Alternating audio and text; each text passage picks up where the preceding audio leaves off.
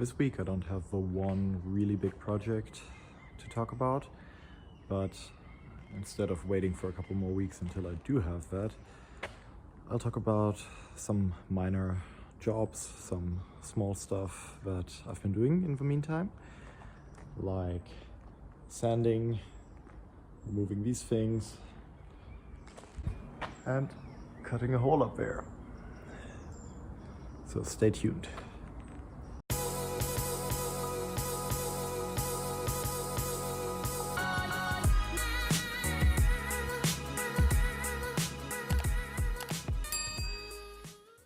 As you have probably seen in the rendering, and I have also mentioned in previous videos, I was planning to cut a big hole into the rear of the boat.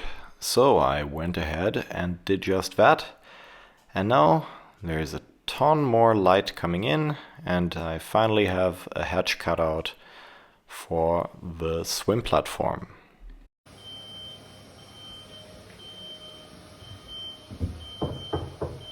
Das ist wahnsinnig stabil hier.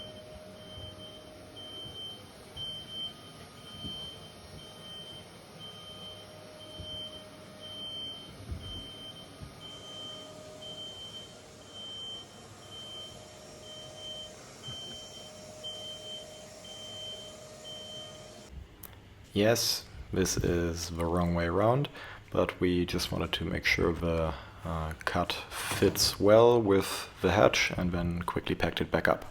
Right afterwards I found my new least favorite work position on the boat. It's inside the rudder compartment, where I needed to climb in a fairly small space in order to get rid of the last bit of the exhaust pipe. So that was a lot of fun to remove, but I'm glad to get rid of the very last remains of the ICE system.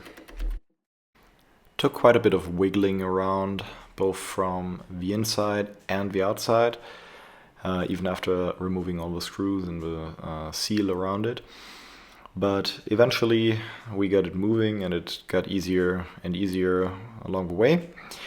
So this thing is finally out, and we have a clean little hole in the rudder compartment that we will need to seal up at a later point. Here you can see the whole part, and yeah, that's that. On a side note, I've ordered the external Keel cooler. So that's a closed loop cooling circuit that will cool the motors. It'll go here, so on the left side of the starboard hull, and basically circle water through motors and the heat pump. The port side gel coat so far hasn't really been touched. It's in the same bad condition it is on the starboard side, but I've started to sand it. Sometimes it was pretty thin, so I actually got down to the fiberglass. Sometimes just getting a rough surface for epoxy primer afterwards. It will require a whole lot of primer. So what I've chosen is a standard, relatively cheap epoxy base filler. So that can be used both above and below water. You can tell I'm not a YouTuber by trade by the fact that I'm mixing the epoxy filler just outside of the frame of this time-lapse. Sorry about that.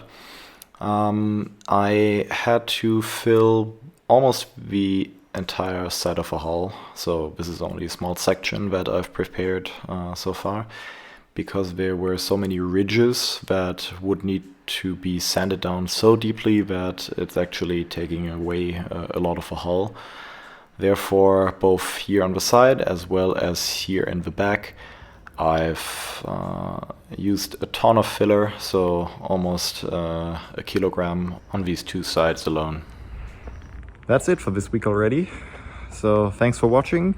Make sure to subscribe if you haven't already. And see you next time.